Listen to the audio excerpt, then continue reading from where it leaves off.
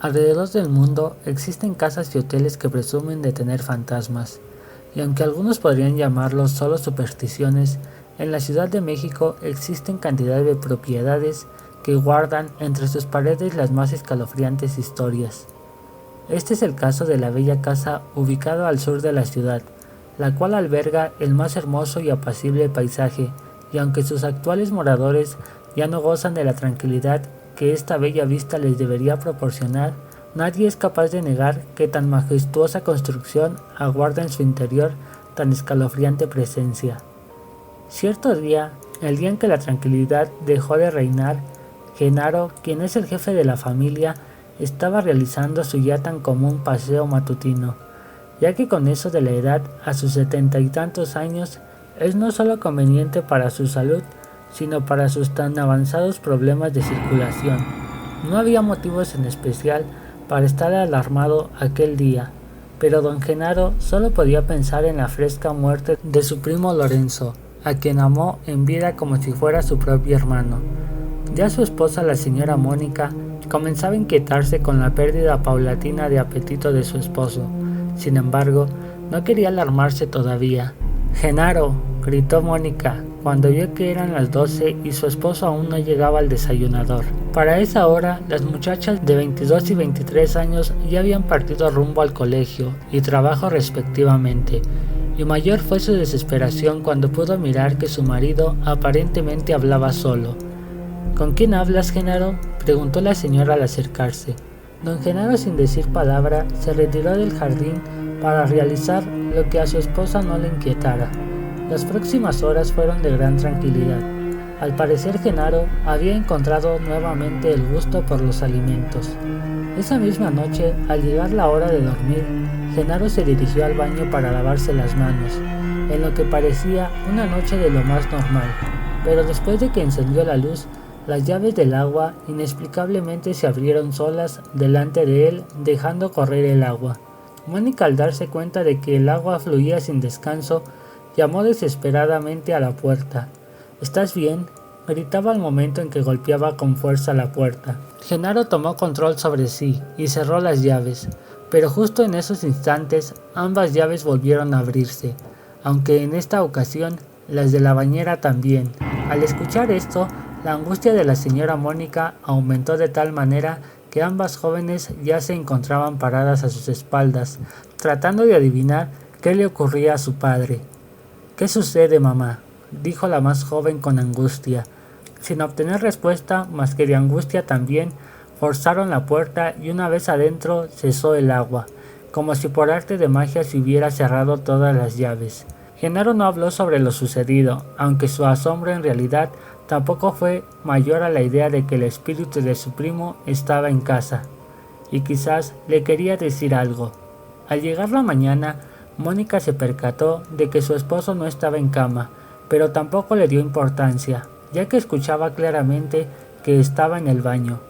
Pero al cabo de 2 horas, la señora comenzó a ponerse tensa, y mayor fue su asombro al mirar entrar a Genaro por la otra puerta. «¿Sigues acostada?», preguntó el señor, algo agotado. «¿Dónde estabas?», preguntó Mónica, en vez de responder a su pregunta. «Pues ¿cómo que en dónde, mujer?». «En el jardín, caminando. ¿No ves que ya son más de las 10? Mónica no quiso decir nada, aunque no pudo negar que se levantó en cuanto Genaro abandonó la habitación, y con un gran suspiro abrió lentamente la puerta del baño. Estaba segura que alguien había entrado, y ese alguien todavía estaba allí dentro. «Carla, ¿eres tú?», preguntó al entrar al baño. Su asombro creció cuando miró las llaves del agua abiertas. «¿Quién pudo haber dejado las llaves abiertas?», decía para sí. Caminó deprisa y al estar frente al lavabo, un fuerte escalofrío se apoderó de ella, obligándolo a mirar el espejo, donde pudo ver con claridad el reflejo de un señor vestido de negro. Después ya no supo más, debido al fuerte desmayo que le provocó la impresión.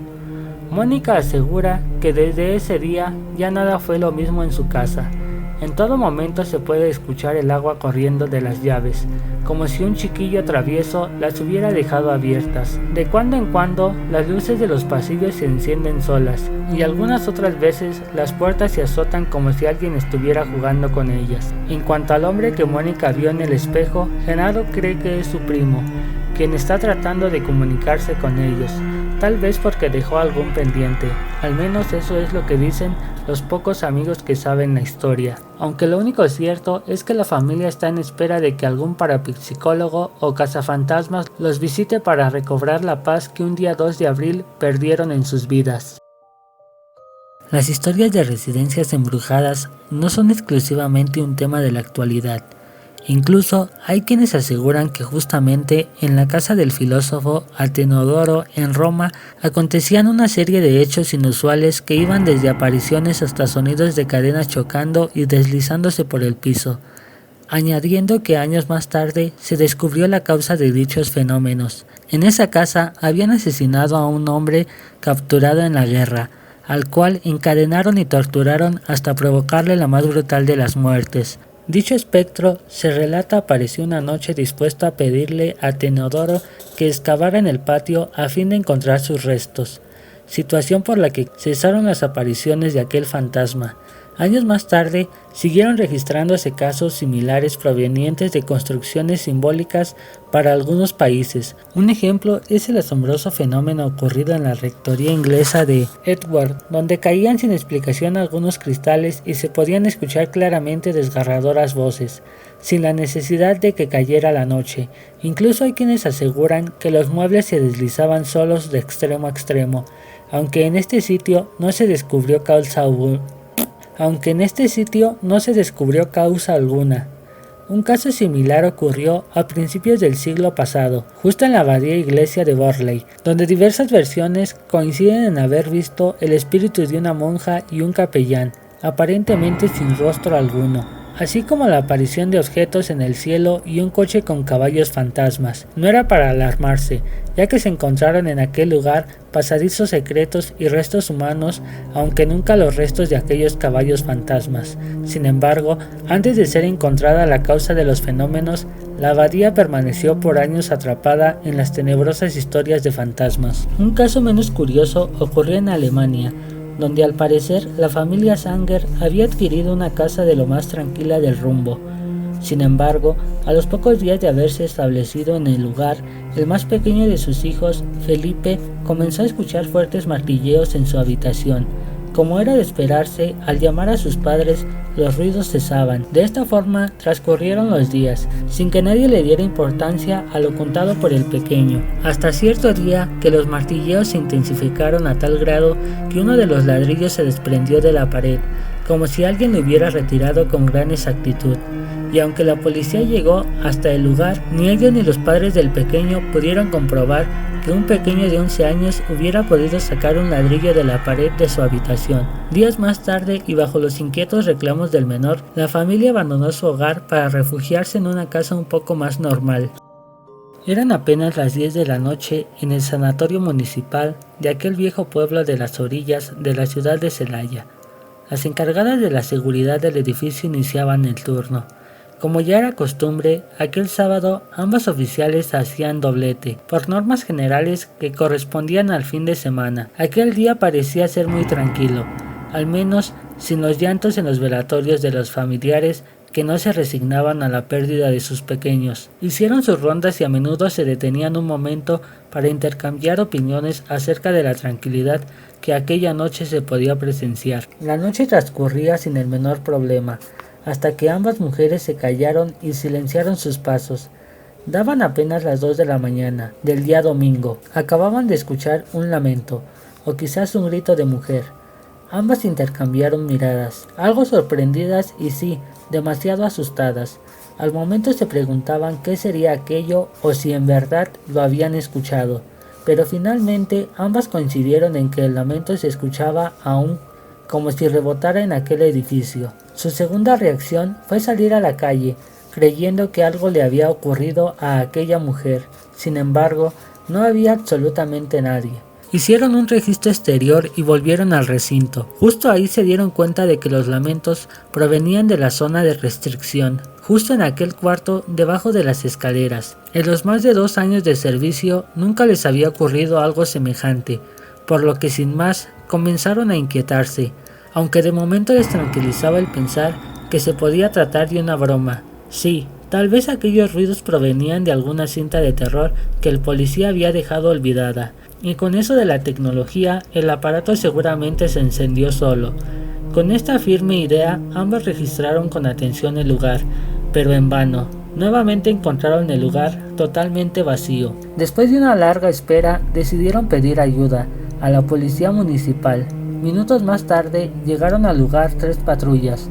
Un efectivo demasiado grande se había desplazado hasta la zona, y no era para menos, ya que el lugar presumía de estar plagado de maleantes, dispuestos a realizar cualquier acto criminal.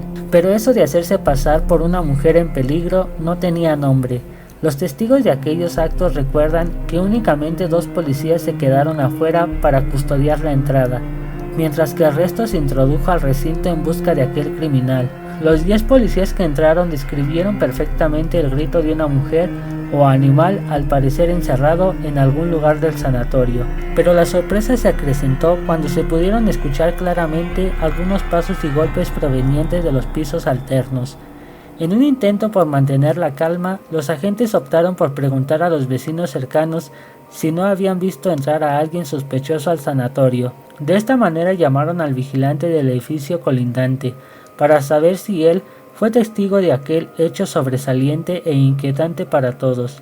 Pero no era así. Al llegar el viejo vigilante solo se sumó a los testigos de aquellos lamentos totalmente inexplicables.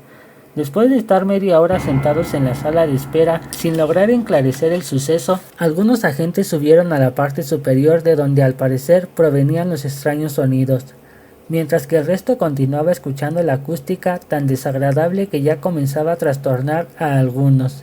Sin embargo, algunos de los presentes aseguran que los policías de arriba no escucharon más los lamentos. Al pasar las horas y al saberse atrapados ante un suceso sin explicación, se marcharon al cuartel a rellenar el parte oficial, no sin antes dejar protegidas a las guardias, quienes permanecían inquietas. Como el lamento y los golpes no cesaron, llamaron de nuevo a los policías, quienes en menos de 15 minutos llegaron nuevamente al lugar, para esta vez poner fin a los consecutivos golpes y lamentos. En cuanto llegó el día, la noticia se repartió por los alrededores. Algunos se hicieron presa del miedo y algunos más solo se burlaron de aquella increíble historia, ya que en realidad ni los policías ni los guardias podían explicar lo acontecido aquella noche.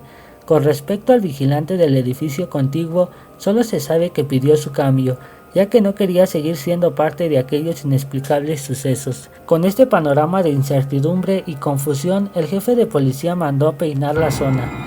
Solo de esta manera pudieron descubrir que precisamente debajo del sanatorio pasaba una galería subterránea, la cual se encontraba totalmente tapiada, por lo que descartaron la posibilidad de que alguien pudiera haber entrado por aquel lugar.